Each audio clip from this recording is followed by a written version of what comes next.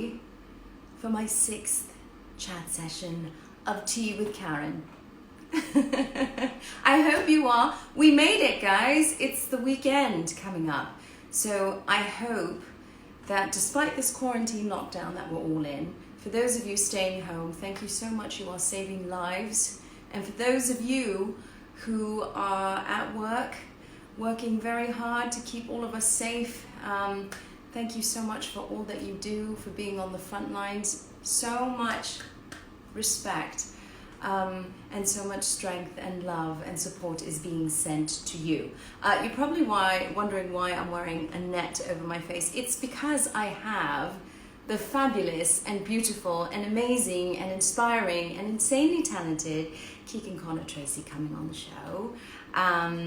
So I'm very, very excited. And we're here in my dining room today, guys, because, well, you might hear some hammering in the background, some drilling, and I'm hoping the HEPA filters are going to drown those sounds out. And we've closed every door around the house to insulate the sound. So we're here having a cup of tea. If you've got your tea mugs out, or your coffee mugs for you coffee lovers. So today's tea that I'm having is a Queen Anne tea from Fortnum & Mason's. So that's my tea in my Liberties cup, because that's very English, I thought. So I'm gonna take a sip, get all comfy, settle in, make yourselves nice and relaxed. So good to see you guys. Oh, Hayden says he's having kombucha. Hello, and Teresa says she's drinking water. Water's fine. Cold water, hot water with a lemon is lovely. Giovanna says she loves England. I do too. Not that I'm biased at all. Hello, Becky and 5LG Wright. And Vidya Nathan's here. Hello, love. It's so good to see you. So I thought we'd get a little bit comfy. I've got the piano in my in our dining room because we always love to play. We love to play whilst we're having dinner or friends, or when we could have people over. Hopefully one day soon. It's so good to see you guys. Thank you so much for tuning in on Wednesday with my bestie Luke Youngblood. Oh my God, we laughed so much with you guys, and it was just so great to have a catch up with him, and I hope he brought a huge ginormous smile to your face as well. I have been absolutely loving all your Tea with Karen challenges, your submissions. This challenge for today, I had asked you lovelies to pick a theme song. So kind of like an anthem song. I remember watching this show with my older sister. She loved Ally McBeal, and I don't know if any of you have watched it with Celista Flockhart. She's brilliant in it, and if you haven't, you can still go. I'm sure it's somewhere kicking about. Ally McBeal. It's such a wonderful show, and she had this theme song that she would play in her head that would kick in whenever she needed a bit of a boost of confidence, be it before she walked into a meeting or a presentation. So music is so powerful and so wonderful. And I know before I go into a meeting, or if I'm feeling a bit nervous or I need a bit of a pick me up, I just grab my headphones and I play my theme song. And my theme song changes from time to time. Right now, under quarantine, my theme song is by the wonderful Bill Withers, may his soul rest in peace, Lovely Day. Do you know that song? It's gonna be, oh, am I singing even the right tune and key? A lovely day, a lovely day, do do do do do do do do do do do do do do. Anyway, that's my song. It's just a feel good. It makes me smile. It reminds me that we are so blessed to be, for those of us who are able to stay at home and be safe and enjoy Mother Nature outside. it's the simple things in life that count so much. So that's my theme song, and it's been so wonderful to see your theme songs. 2 winners are going to be drawn out from a hat. Keegan and I are going to do that later on today. A big shout out of special thanks to Baxter Blue, because they have so lovingly gifted 2 winners today from the Tea Challenge a pair of anti-blue glasses, non-prescription, and they're really, really fancy. They're lovely, worth $100 each. So 2 of you will be receiving a lovely pair of Baxter Blue glasses. So thank you so much, Baxter Blue. Baxter Blue, thank you, thank you, thank you. That is so kind of you. And now, what else? I think there's a happy birthday shout out to Tom Brady. I missed it on Wednesday, so Tom, happy birthday, love. Sending loads of love to you, to England. And now I'm going to have one more sip of tea. Oh, it's so good to see you guys here. And I'm going to bring lovely Keegan on. I'm going to find to talk amongst yourselves. I'm so excited. I'm so excited. We've got some surprises up our sleeves. Look at, I have my tea, I have my fascinator. We can just pretend we're going to Ascot. Oh, I was just going to say, you're ready for Ascot. I'm ready. I'm ready. I have my own personal Milner there. You know, this is not hers, but you know, Saucy Milner, man, she would make me a hat for Ascot, let me tell you. You look absolutely beautiful, as always. Thank you. And I'm looking at your beautiful background. My house is not clean enough for me to have found a place that had a proper so I have like this white wall, and I'm like, because I've got homeschooling and kids, and I'm doing interviews, and I'm doing, you know, the whole rigmarole. And there's painting the house, and so there's paint and ladders, and so. You're a superwoman. So here we are. You know that. So many parents at home are having to homeschool with the kids on top of everything else. I have so much admiration for amazing parents like you, love, who are doing everything you can to make this much easier to deal with, you know, especially for the kids. So you're a super mama. Oh my gosh, I don't know about that, but we're surviving, and we haven't, you know, murdered each other yet. You know, that's the thing. It's like all of us have been talking, like, are we still married yet, or are we still talking to each other? Even Milo is like, what are you doing here? I'm seeing you way too much now. So even he needs his space a bit. And of course, all I want is just cuddles, cuddles, cuddles. It's like, no. You see all these memes right now of all the animals, and the animals are like, when are the humans leaving? Even the animals are like, what is happening right now? But you know what, it's like today, so we're in the dining room today. Normally I'm in my study, but I'm in the dining room today because I've got the construction workers, a couple of them, who are social distancing, by the way, and wearing masks. They're carrying on with our renovation for the studio. So there was so much drilling this morning. Like, you mean my bedroom? Karen, let's be real. I was like, drilling? I can't have drilling going on during tea with Karen. So I was so paranoid. So I said, where's the nucleus of the house? In the middle is the dining room.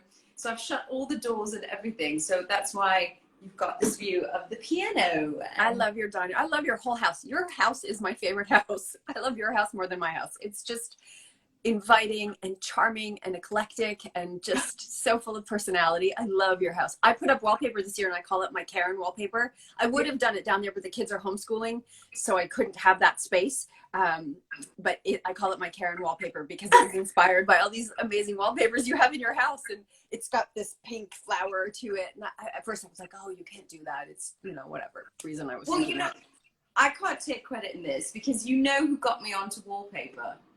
Ginny. Yeah. So when I went to Ginny and Josh's house, I saw all the beautiful wallpaper, and I was like, Ginny, can you have wallpaper in a bathroom? She said, oh yeah, sure. Oh, yeah. And she just had to treat it. So that's it. We went wallpaper crazy. because I find like the new styles, because I think there's such a stigma with wallpaper because we think of like our old The old days. yeah, yeah, and now there's so much beautiful aesthetics with wallpaper now that it's completely changed the game. You have murals, you have all sorts of like it almost looks like a painting or something. So we have one in our bedroom, which is like it's a mural painting, and you just kind of roll them together and everything. It's just yeah, it's been so much fun, and I feel like during this quarantine too, do you find this need to like a constantly clean because we're home 24/7, and b just create within our sanctuary, like create this sanctuary to make it more relaxing and therapeutic, you know, just even if it means decluttering. um I just find that I'm doing that besides mopping the floors 24/7 and vacuuming. Well, you're a better housewife than I am, because I am not much of a floor mopper, and I just, I just don't have the personality of the kind of person, like, I love a very clean look, Yeah. but I cannot seem to achieve it. It just is not my, and so I have this book, I keep talking about this book. Oh, I wish I had it nearby. It's called A Perfect House is a Sign of a Misspent Life. And I was like, I'm buying this book the second I saw it. And you open it up and it's just filled with, people that collect things, and it just sort of talks about how you can maybe corral those things, but it showed things like Alexander Calder's studio, and it's just a riot of things everywhere. And I don't know, I think a lot of creatives are just kind of willy-nilly people, and there's and it doesn't matter how hard I try, piles just multiply. And I've done the whole, does this bring you joy? I did the drawers with everything all rolled in the drawers, and that lasted not very long.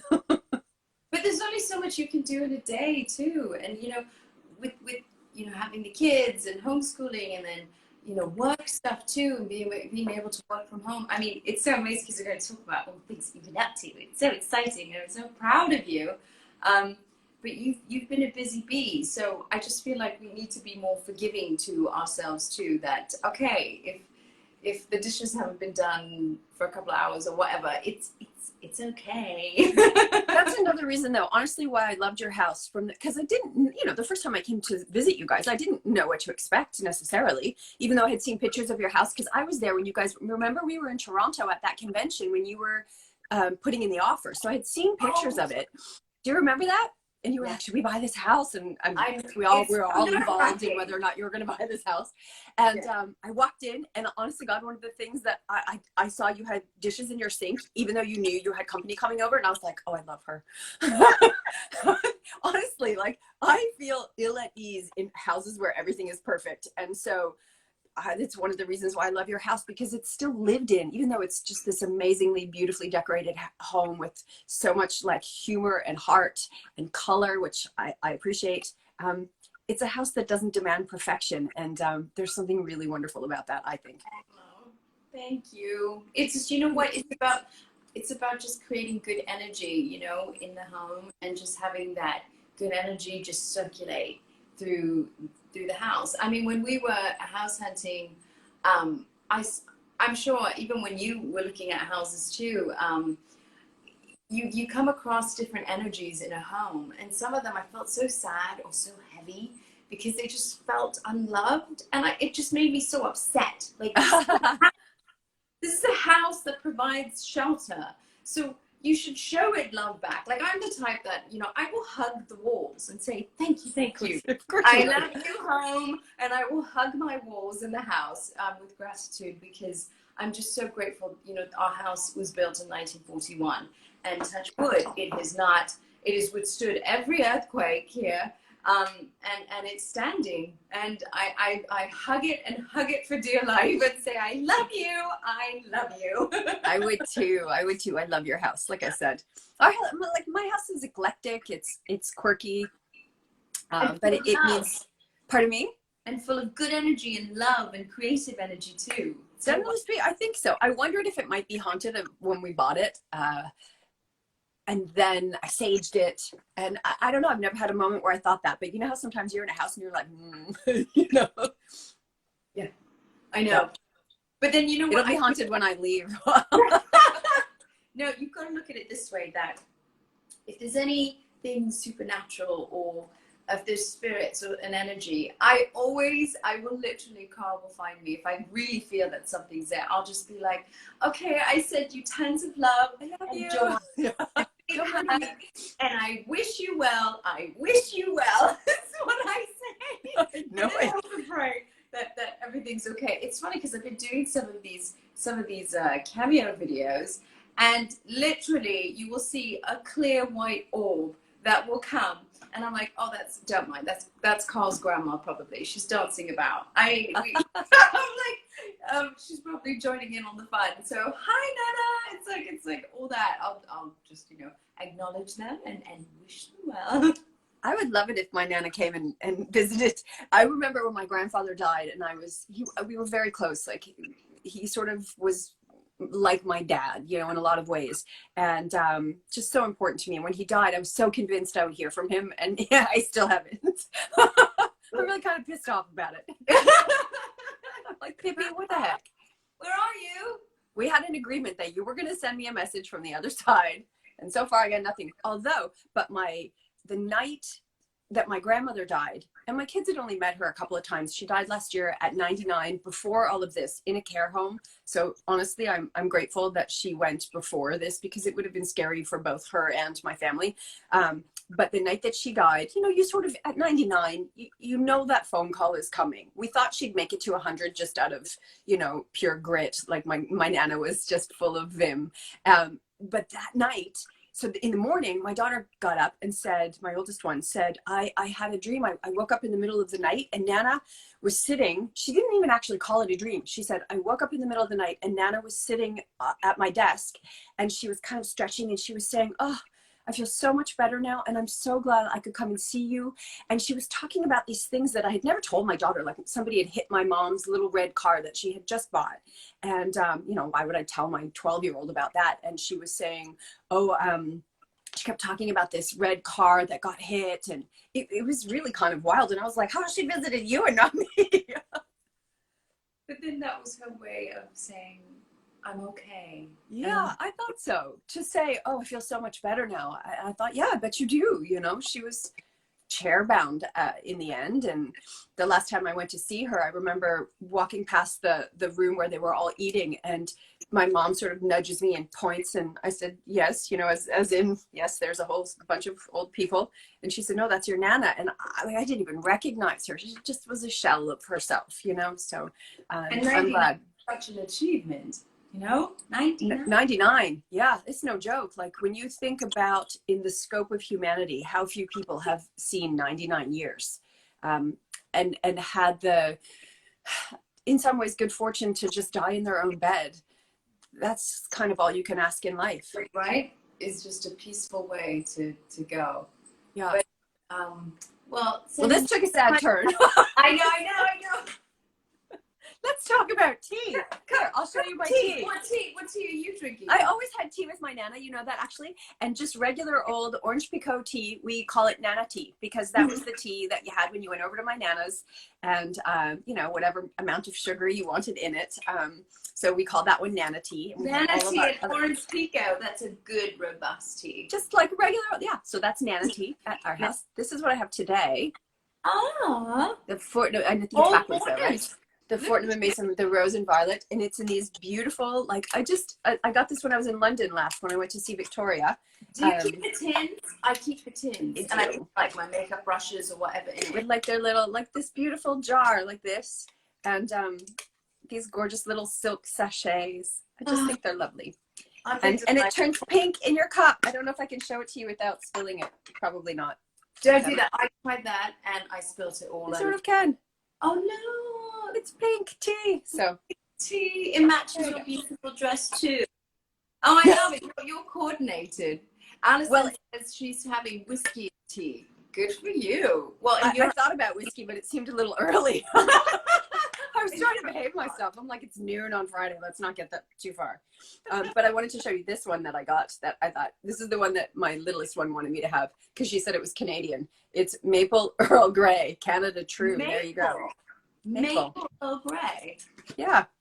Ooh. It's good. And it's, I was about to give it to you to smell. Yeah, come on, let me smell. You know you've been in quarantine too long when in your... I should have had whiskey. You're going to think I had whiskey. I love it. I'm drinking, actually, because you're having Fortnum's. I'm having Fortnum's as well. Where is it? I've got it here. I'm having, I got this when I was, Fortnum's, and look at this. This is like, oh yes. I love those. My Milner, Saucy Milner gave me a box of those when I saw her last, and the tea is so beautiful, right? Oh, and I love the packaging. Like, I just ordered because I needed a top up before, so I went onto their site and I just had that delivered, and I'm like, oh, it's like a big hug. I'm like, okay. I've got my. I just love the way you say it. When you say it, Fortnum and Mason, it just sounds so good. You know, everything Karen says just sounds better with her beautiful accent and her big, beautiful smile. Just too much. I love you for that, but I can say Fortnum and Masons. Fortnum and Mason. Fortnum and Mason. No, it doesn't sound good. I just made fun of myself. All right. So how's everything go? We know you're super busy, and you know, how are you dealing with all this quarantine business and staying home? And I know that anybody who's watching this right now and knows me is laughing, going, she loves it. Because I'm such a recluse, really. Like, and look, you know this, as actors, even if you're a constantly working actor, you always have these times where you're just not working. And so to some degree, I'm used to that. And I'm prepared for it to some degree. You know, you're always tucking some money away if you're smart. And so it gives me slightly less of a heart attack, as, you know, thus far. And it's been a nice time to like focus on some of the other projects and to not have to do the runaround. Like, it's hard to explain the way that we live as actors to people who don't live in that world where, you know, you make your week and you set your appointments and you have your doctors and your dentist and whatever time that is, they will call you the night before at 5:45 and say, you have an appointment for whatever time that appointment is. That's when your audition will be. It's like 1000% guaranteed. And I have to say, I just don't miss that right now. I've been doing this for 25 years and I'm happy for the break from that. So I don't know. How do you feel about that? No, you were filming, so you're tired from that, I think. You know, especially the long hours, right? Because we can be on set for 15 hours of the day. Oh gosh. Yep. I mean, I remember being on set on once, and we were filming, I think, at 3 a.m, and I was saying my lines off camera to Odette and Dennis, and in between takes, I had a hot water bottle on, and I was holding it, hugging it like this on my Jasmine costume. And in between takes, I was asleep. I was like this. I fell asleep standing. And, and Amber and Taryn were like, Karen's sleeping standing. Someone better go and like. It's like once upon an overtime, they called us, right? No, once upon overtime. Yeah. Because I remember talking to you guys thinking, oh my gosh, I had just come off of Gallivant. And back in England, we do 12-hour days and that's it, you know, like 10, 12-hour days, and we are done. We are out. So we start at the same time in the morning, we finish at the same time. Oh my gosh. Which is such a dream because you have consistency even with your sleep patterns. But when I came on to once, and then of course it's a very North American way where we roll over each day, you're never going to bed at the same time. You're certainly not getting up at the same time. Yep. So I remember having this conversation with Ginny, and I said, you guys have done this for 5 years? I was like, how? And now I'm getting used to it. But still, my body, I think it's about training my body to just sleep whenever it can. Oh, no, it's so hard because sometimes if you finish filming at 6, 7 in the morning, yeah, you've got to sleep during the day and then start again in the evening. But that's where meditation, my yoga, my tapping, all of that comes in. It just helps me relax and shut off the mind so that I can ease into some sort of sleep and have sleep. Otherwise, I'll be an insomniac, and that's not good. And I know a lot of actors do suffer from that. So it's trying to find whatever bit of routine you can amidst the chaos. So being home now, all of a sudden, I can have a routine. And that's such a foreign feeling. That's true. It's such a foreign feeling because I almost feel like I was a bit apprehensive towards it in the beginning because I've never had. When have we ever had routine? Never. No, and never.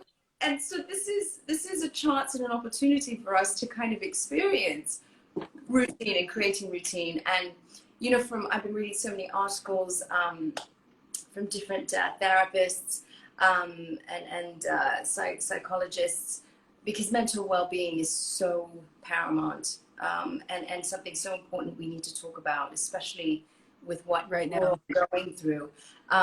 We need, and this is why I wanted to do tea with Karen, because I wanted to find a way that even if it was an hour with a dear friend, that we could chat about our experiences or inspiring stories, or hear from the gang here, to kind of hold each other accountable, you know, to know that we're not alone, that we're there for each other, and that we're all dealing with this in different ways. And there's no wrong way of dealing with it. It's something that we have to navigate through each day. So it's, you know, if you can find some sort of routine, they're saying, in your day, even if it's for half an hour, that you hold yourself accountable to do each day, if it is exercise a bit, or going for a walk with the mask on, socially distancing, you know, it's something that you know that you're doing and committing to, that is really good. Psychologically, it's good, you know, because you're creating some sort of a routine. And I also think, like, so when was it? 2017 was kind of a very, very difficult year for me personally. And I could feel, like, I call it my monkey brain. A lot of people call it that, just running rampant. You know, I couldn't kind of corral the worry and concern and stress and all the different things. And I knew that that was key to getting over that space. And for me, finding meditation was just instrumental in getting through that really difficult time, and life-changing. I wish that it was something, and I've been trying to gently incorporate it into my children's lives, to teach them being present in the moment, and you know, coming back to center. And it has made all the difference in the world. Try one of them. You know, I started with the Calm app, which I love, and now I am working with, so this is not an ad for them, but I genuinely, I started with Headspace actually, and for me, Headspace didn't work. And then I moved to the Calm app, and I really loved the sleep stories. That's how I ended up doing sleep stories, because I loved them so much. I pitched that the Blue Fairy Pinocchio one, but it was life-changing in terms of being able to recenter. The Waking Up course is what I have ultimately landed on with Sam Harris and his organization. And then sleep stories at night when I couldn't sleep and I was going bananas and like thinking about my taxes and stuff. And so for any of you that are really struggling with not being able to corral your mind when it gets running off thinking about stressful things, I really recommend trying any one of them. There's such a number of them that are wonderful. Those are just a couple that I experimented with, and it just, I'm not exaggerating to say it's life-changing to learn how to pull yourself back from that brink. Especially before we fall asleep. What we naturally tend to do is think about like a list of things that we need to do, or we think about all the worries, you know, oh, how's this going to work out? And we do that before we fall asleep. And that doesn't help us, because it kind of seeps into our subconscious, and that dictates the kind of quality of sleep we're going to have. I remember Wayne Dyer, who I absolutely, God rest his soul, so amazing. He would always say that before you go to sleep, for 5 minutes, it's like you're sort of brainwashing yourself. And Carl's really funny, because I was doing this exercise at night when we went to bed, and I would start saying really great things about myself, which is very hard. You know, I mean, I come from an immigrant family, especially South Asian, we don't do that. But I just said, let me try this exercise where I don't talk about the things that I'm worrying about, or wondering what the outcome will be. Let's just focus on this moment, and let's thank my body for keeping me healthy, and thank my strong beating heart for beating. And then Carl's like, oh, I like this. He said, do I have to do this? I said, yes, you should. He said, well, can't you brainwash me? Like, you tell me nice things about me.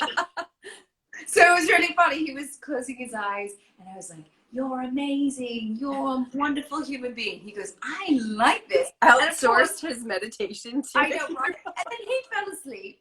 He fell asleep within 5 minutes with a big grin on his face. And I'm like wide awake at this point. I'm like, great, I've got to do it to myself. But just doing that, thinking positive thoughts 5 minutes before you go to bed, what a difference it makes. Because I ended up feeling more rested and waking up in the morning feeling like I could take on the world. It's something, it's a switch of the mindset, you know? Yeah. So I was doing the same thing. I can't remember where I got that particular one, but with my kids at night, I found it easier when they were little, when I could, you know, when I was actually putting them to bed physically. But, and when we would read a story and all that, and now that they're older, that's more difficult to do. But one of the things I would do is say, name 3 things that you're grateful for and 3 things that you did well today. I cannot even remember where I got that one from.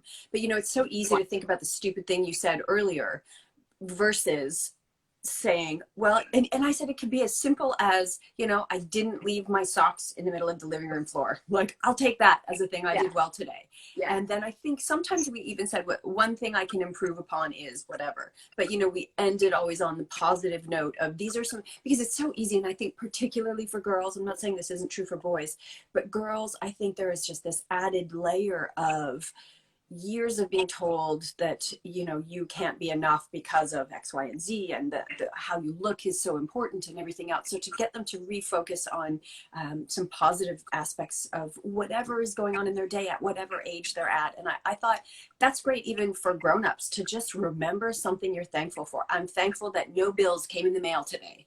That, you know, anything counts. Yeah. Yeah, it's so true. It's just making that switch. And I did a couple of challenges ago. We did this tea with Karen challenge, which was a gratitude jar, and everyone got a jar, and they would write on little pieces of paper anything that they were grateful for. And traditionally, what I would do is I would write and add them in throughout the year, and then on New Year's Eve. Oh, that's a great idea. New Year, we would open it and read it as a family on New Year's Eve. But now I said, if you need to check in once a week with that jar, do it, because the minute that you tap into Hourly.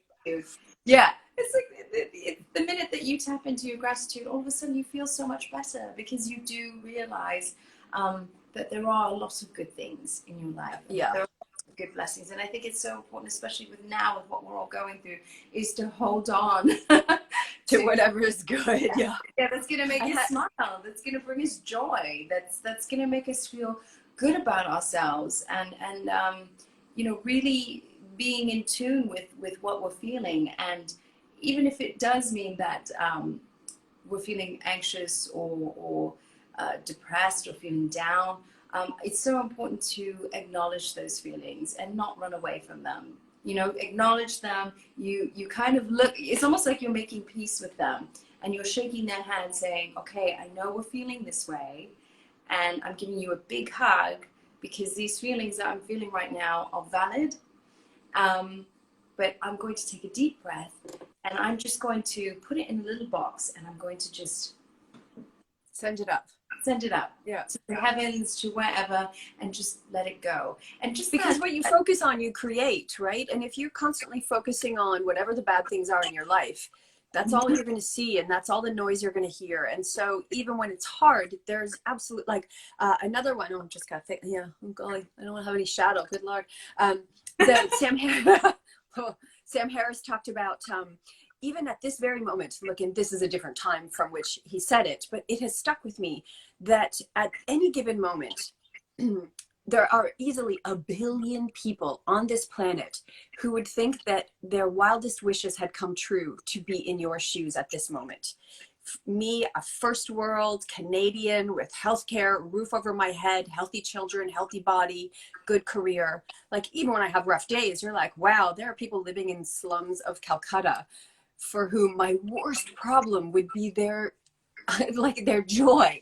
And I think it's really great, particularly for those of us who are fortunate enough to have been born in the first world, to just remember that there are literally billions of people living vastly worse lives. Oh yeah, yeah.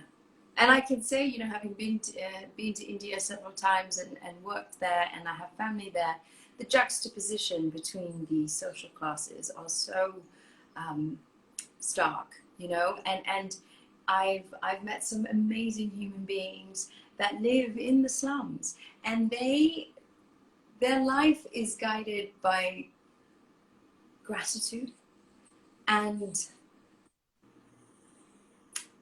they're so genuinely happy because they are with their family, their friends, the things that matter the most.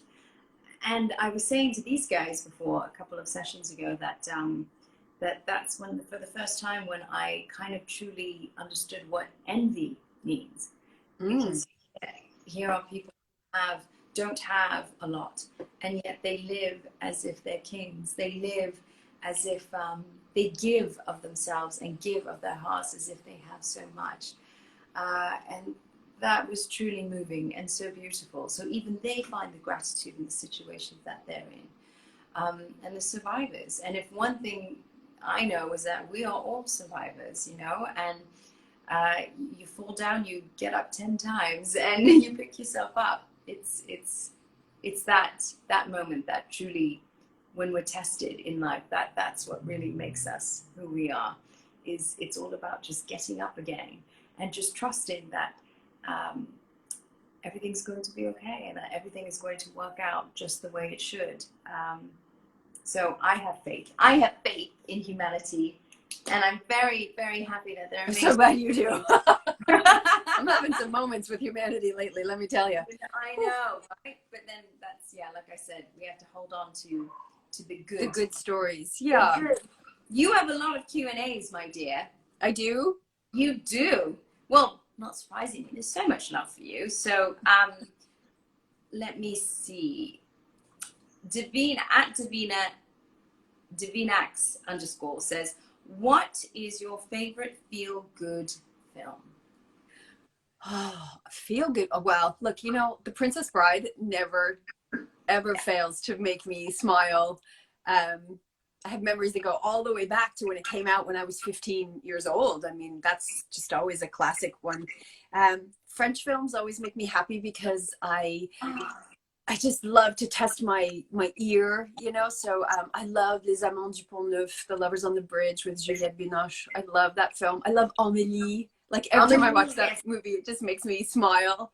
When I was in Belgium, I met Dominique. I can't think of his last name right now, and I was like, ah! You know, I was just so excited. How can you not smile when you're watching Amélie? It's such. I can tell you how. Here's my story of this. Because when I went to shoot my film, I was like, I wanted to feel like Amélie. You know, I wanted that feel. Amélie. I just said that so. Wow, Amélie. Sorry, mes amis français, je suis désolée pour ça, mon accent. But I was using that as an inspiration. And so I thought, I just had remembered it being this fantastic, funny, quirky little film with beautiful colors. And so I said to the girls, like, you have to watch this film. So I sit them down, and this would have been, whatever, 2 years ago. And completely forgetting that there's like the first scene that came up is the one where she's having sex with somebody, and it's like his naked bum, and they're on the bed, and it's going like, and my kids are like, you know, and I'm like, and I fast forward, I get through that, and I think, okay, that's all right. And then there's a scene in the sex shop where the guy's sitting there, and there's like those everywhere in the background, and you know, where's the remote? So that's how you cannot smile when you watch Amélie. When you're watching with your 7-year-old. It just reminded me of something. It's like growing up when I was at home, we only had one TV in the basement, and we would all have to watch TV together. Like if Dad wanted to watch sports, that was it. I mean, that's what we had to watch. But I remember I can't remember which movie it was. We were watching a movie, and my parents never talked to me about the birds and bees, or you know, about sex. They never talked about that with me. They're a bit more conservative, and so it was so funny because when a scene of this nature would come up on TV, my father's face was hilarious. His glasses would all of a sudden conveniently slide to the tip of his nose. He'd be like this. He'd be like, Karen, can you go make me a cup of tea? Every time one of those scenes would come up, he would always say, can you go and make me a cup of tea? And I would laugh so hard. You know, to this day, we're watching a movie, he will say, oh, Mama, can you go make me a cup of tea? I'm like, how old am I now? It's okay. I understand about the birds and the bees. I know how it works now. It's habit. It's my habit. Go make him a cup of tea. So now I know that if there's a love scene that comes up, that's it. I've got to go make a cup of tea for Dad. But see, now I have a 13-year-old beautiful daughter burgeoning into her young womanhood, and she's doing a lot of TikToks that are giving me the like, holy cows, when I watch them. I'm going to be starting to say, hey, can you go make me a cup of tea? I know. Put whiskey in it, because Is that a new meaning now? Cup of tea means go make a cup of tea. I can't handle the sexuality of this moment. Please be on your way. Yeah. Oh, the joys, the joys. I don't know if it's easier to raise boys, but girls are giving me a heart attack, I'll tell you. Oh, my sister has 2 boys, and I love my nephews dearly. But I think it's every parent, you know, when they're growing up, they're trying to find their voice. You know, they're forming their identities, and it's a beautiful thing to watch, and it's also, you know, kind of really terrifying. Yeah. Oh no, because you just want to do everything to protect them and all that.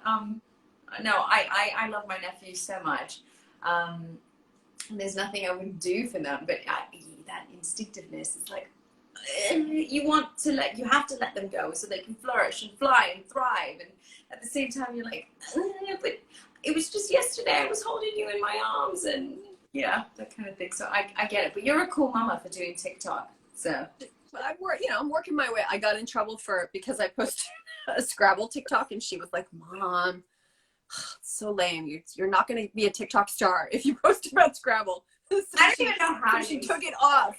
But I thought it was funny because my letters came up as I-O Bezos. And I was like, that's me 5 minutes after I've been on Amazon. I thought it was funny. She didn't think it was that funny, so. Evil Regal _K. She asks, what's your fondest memory from shooting on Once Upon a Time? Oh, goodness. I have so many. Like, things that pop up into my head immediately was the first time I got to shoot with Bobby, because I'm such a fan of his, and he's so commanding and yet so kind. You know, he's the kind of guy who has a career that he could very easily walk around and be like, yo, peons. And he just isn't. And I was so just jazzed to be working with him, and it was so early in the season, and he tells the most incredible stories. Sitting in it way later, and I think even season 6, I guess it must have been, sitting in a pouring rain in a tent with him and Emily, and he was telling just crazy Hollywood stories that your mind was blown, right? Because it's Bobby, and he's such a good storyteller. I love things like that. That's always my favorite, hanging out with the people who have just wonderful sense of humor. Like, anytime you're around Sean McGuire, you're gonna laugh the whole time, you know. He's a riot. He's a Brit. He really is. I mean, they're just a good, like, there was a lot. Look, the hours were insane, and there were a lot of times when there was 14, 15, 25 people in a scene, and you're just like, oh my God. You know, when all of us were together, that's it. Leave it to Josh or Colin to just kind of throw everyone into a fit of giggles. Oh, and they knew my Achilles heel was corpsing on camera, because it's just like was what? Corpsing, laughing, like just unbearably. Like, I've never heard that. And they'd be doing, and I have literally been a corpse on camera, and I didn't remember. I spent a whole day in a coffin and a whole day in a flower on Once Upon a Time. This is the kind of show we're talking about. You've done it all. I have done it all. I still love thinking, I remember standing there, and here I am in this, it was somewhat ridiculous, the costume I wore, like wonderfully ridiculous. And I'm standing literally in a giant flower, and I'm thinking, I have a university degree. What is happening right now? This is how I pay the bills. This is what I've done with my degree. Oh, that's a good one. At Mama Denhead, just imagine you beautifully. At Mama Denhead, it's literally a chipped cup. Look it. It's my bell is shining in. Oh, it's a chipped cup. It's a teacup, chip cup. Yes, because of Descendants as well. Yay. Or we're thinking of Emily. It's a little bit of both. Yes. Emily and Descendants, right? Yes. We'll keep going. Yeah.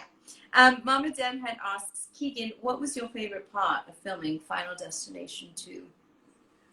Oh my goodness. Well, I loved that we were shooting on Vancouver Island in Campbell River, so it's really beautiful over there, and I was just fascinated by,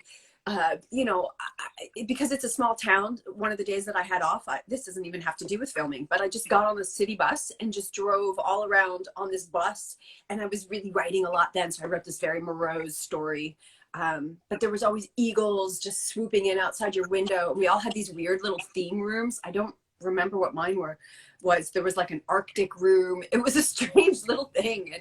And it was just crazy to shut down this whole highway and the stuff with the logging truck. And yeah, I don't know. It's always great when you go and shoot on location. I think there's just something wonderful about not having to drive, not having to think, not having to pick your own clothes, do your own hair, do your own makeup, drive yourself, cook your own food. It's like literally being in kindergarten. They just, all you have to do is remember what to say and you're pretty good. Yeah. So I like location shooting. I know. It's often when I come back home, I'm like, and I'm doing my makeup for the first time, I'm like, how do I do this? Right? I don't know how to do this anymore. It's like I was so used to having our makeup done. Although on Walking Dead now, it's grit and mud. It's pretty minimal. Yeah. You know, kind of thing. So it's a bit of a different kind of, it's apocalyptic makeup. Here's apocalyptic for you. Have you heard? I heard one of the measures they're talking about for if we go back and start filming is that actors gonna have to do their own hair and makeup. It's like, but in this case for our show, you could, because all it is just mud, dirt, just roll around dark shadows, bags under the eyes. Fantastic! If you got that, I'm ready. Even better. It's like yay. It's like, look, I have a zit. This is so apocalyptic. This is perfect method. Yeah, it's all like method. So I'm not, for fear, I'm not worried about that. But if it's more the stylistic shows, I'd be like, oh my gosh, what am I going to be like? Oh man, coloring and you have to do your own lighting, which I don't know. Yeah. Well, I think just shoot your own stuff aside at home. They'll just cut it together. It won't even matter if it matches anymore. People will just be like, give me new content. I think it's about, at this point, trying to find the most accurate kind of testing, because everyone's going to have to be tested before we even put on set. You know, so until that, they say that's going to take maybe 2-3 months, maybe. It could be not. I cannot even begin to imagine what our guilds every day are having to navigate through, because even when there's one possible solution, there's so many other buts, variables. Yes, you know? And so I can't even imagine. It's kind of like this spider that's just growing legs in all different directions, and I can't even wrap my head around it, but I'm just not even trying right now. I know. They'll call me when they're ready. Yeah, that's exactly it. But you know, we tune in. We have our Zoom catch-ups with the cast and crew, which has been really nice, just to tune in with everyone and have a catch-up, which is nice. And hopefully we'll be back soon. You know, we still have to finish the other half of the show, so.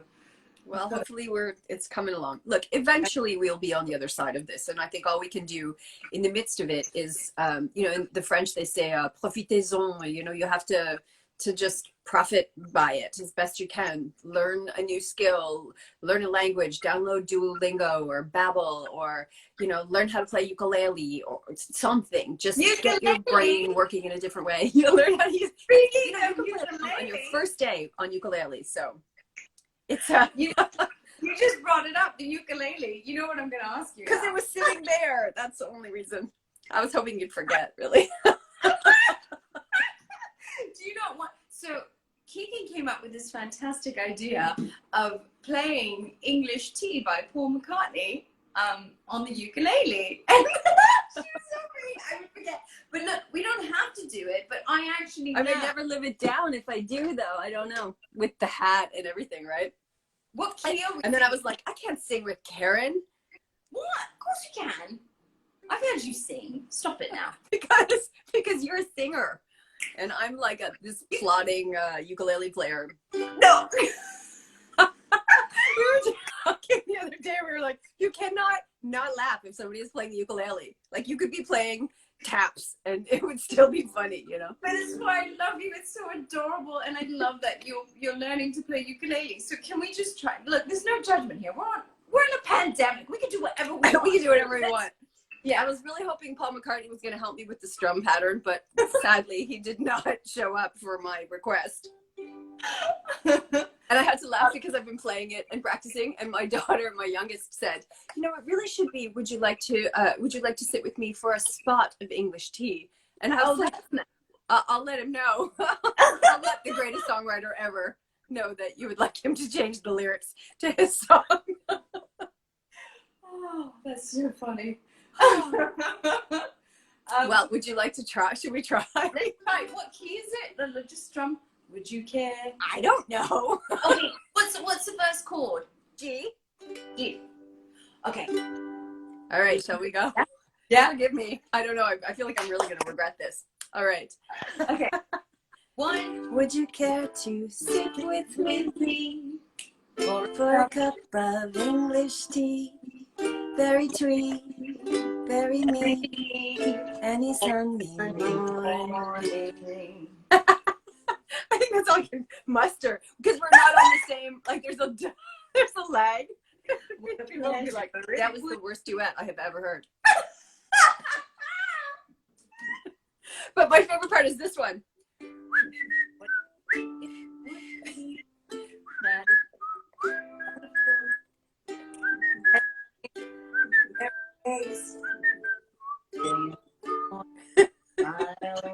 Miles of English garden stretching past with a willow tree, lines of holly and roses listen quite attentively. The key is low for me when he sings like, but It really is a cute song though. And I was working on my like da-da-da, and it just was out of control. Yeah. Well, I did try, Sir Paul. And Lady Karen. Oh mercy. I feel like this is gonna haunt me for the rest of my days. It's like if we ever do a convention together soon, when this is all, you know, Yes. when we're to, then we have to sing the duet. We've got to do, and you've got. I'll work it out. I'll work on it. I have about 18 months by the sound.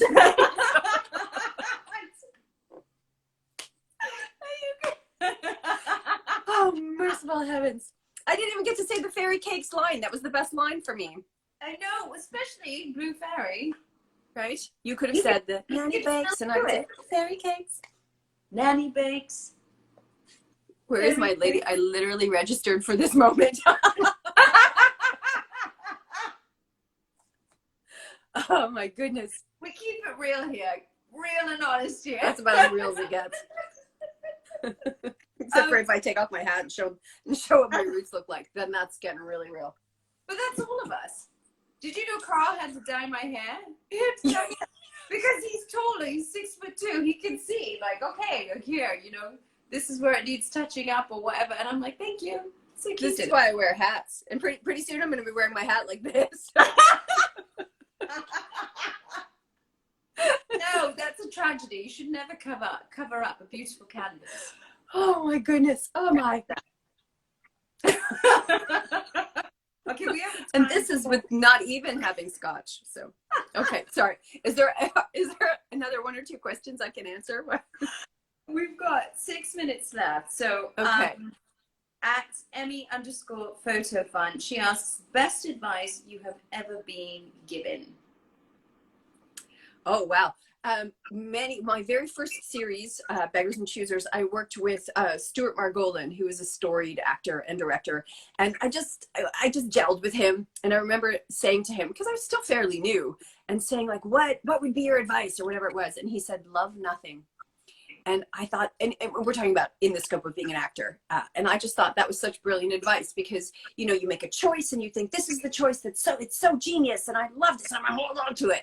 And you can't. You have to just do it and let it go, because they're going to cut around it, or you get cut out sometimes, or you know, they tip you a different way, or the director needs you to face this way, or whatever it is. And so, if you know, it's a little bit like the kill your darlings of writers, just love nothing. And it stayed with me now for 20 something years.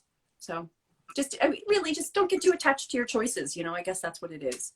It's about keeping an open mind too, right? Because things change, and I know change can be scary for some, but my dad always told me growing up that where there's change, there's hope for something better, where you're constantly growing, you're constantly learning and thriving. And he said that's all part of our journeys, that's all part of life's journey. He said, For sure. that crossroads are actually a blessing in disguise. And it's all how you choose to look at it. So yeah, I like that. I like that. We have one more. Okay. At Sarah.Lawler14 asks, one moment in your life you would go back to. Oh, there's a couple of things that pop to mind. One is when you have your very first baby, that newborn first couple of days, that your mind is utterly blown by looking at this little person, and nothing else in the world makes any difference. And you're so enthralled by their very existence. That was a moment in time that to the end of my days I will hold.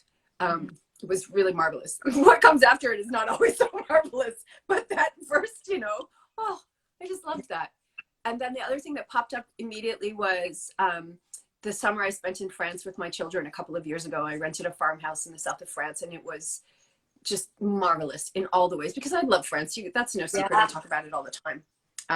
And you know, you work with the clay of that memory. And so I don't remember all the times when it was a pain in the ass to do everything myself for two children, and they were staying up until 11 o'clock at night and whatever else. So I would go back to that. It was just marvelous. My little one was only 4, and every day we would go down to the river, and it was just so simple. I didn't do any social media. I just turned all of it off. I said, don't call me for work, none of it. And it was glorious. So that's definitely one. That's a great question. It's important, isn't it? It's so important to take those moments where you're just very present in what you're doing, whatever it is, you know? That seems to be the theme of our day, right? Being present. I know. Yeah. As you're present. You are. I miss you so much. I miss you too. You know, the beauty of Once Upon a Time is also the friendships that transcend from that show. And no matter how near or far we are from each other, I just feel like, you know, look, you can pick up the phone and there you are, have a good old natter, catch up. So true. And have a giggle and laugh hard, and that's what helps us get through all this, you know. You brighten my day, especially with the ukulele playing. You'll be laughing at this for a long time. No, I'll bring it next time I visit. We'll just sit by the pool. We'll play some ukulele. I'll play Ukulele Lady. I love that song. It's so silly and funny, but we'll play that. Because Carl misses you and Mina misses you. So you've got to. I can't wait to the day that, you know, we can just open up and do this again. Absolutely. I know. Yeah. But it's just we're gonna cook so much good food. It's gonna be insane. You're quite the good cook. I am, unfortunately, yes. Yeah. And a baker. It's not helping me out, you know. No. But I mean, A, you look amazing, but B, you cook like a dream. And I've told you about this, that you should do your videos, your cooking bits, because Keegan is a fantastic cook. I'm threatening, Karen's talking about, because I've been threatening for years actually to do something called In the Kitchen with Keegalicious or something like that. It's a lot like what she's doing tea with Karen, but have some of my fancy friends come by and we'll cook a meal. Now, of course, we'd have to do it remotely, but actually, yeah. But it's such a brilliant idea, because your effervescence and your positivity and everything, and your passion for food and all that is just, you know, I'm championing this idea. So I'm just putting it out you there. can be my first guest. It will be In the Kitchen with Keegan and Karen. Yeah. And Carl. We'll invite Carl too. All the K's can come. Yeah. It's 1 o'clock. I can't believe we're done already. Holy cow. I know, but here's the good news is that anyone watching, you can catch up on our lovely chat and Keegan's ukulele playing. And I say that endearingly, by the way. You can catch up on this on my YouTube channel, Karen David TV. But the teawithkaren.com website is now going. It's live. It's live. Go get it, girl. She just texted me just now that the website's gone live, so everything's up there, so everyone can watch the different tea sessions. So I want to say hi to my mom because I think my mom is watching. I only just remembered now. Hi, Mom. And I think I'm watching too. So hi, Mama. Hi. I still have my ear. I don't have them on today, but the earrings that I got at your mom's shop, I love them. I was wearing them like 2 days ago. That's right, because Kate, you went to go visit Mom at Queen's I did. Park.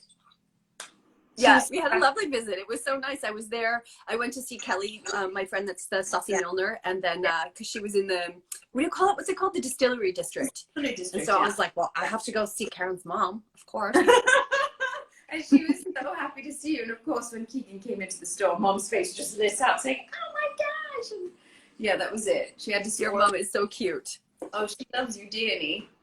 I'll see her next time I go to Toronto. Whenever we're all traveling, we have lots of plans already. Yeah, you've got to go over for dinner. She cooks a good curry. That sounds great. Yeah. I'm in. Sign me up. Well, you have a lovely afternoon, love. Thank you. You too. It's so great to spend time with you. I love you loads, and thank you for having a cup of tea with me. Thank you, and thank you guys all who came out, and I hope that this has lit you up and made you feel good, because Karen always does that with that beautiful smile and her beautiful, just the sound of her voice and just the trueness of her heart. So thank you for inviting me and having me today. Oh no, love, thank you. You brightened my day, and now I'm all set for the weekend. So happy weekend. Me too. Now I'm gonna go have scotch after that whole ukulele thing.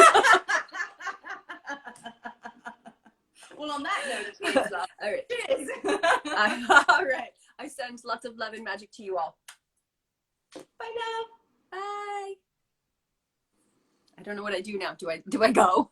You go. You press in. Yeah. And cut to black.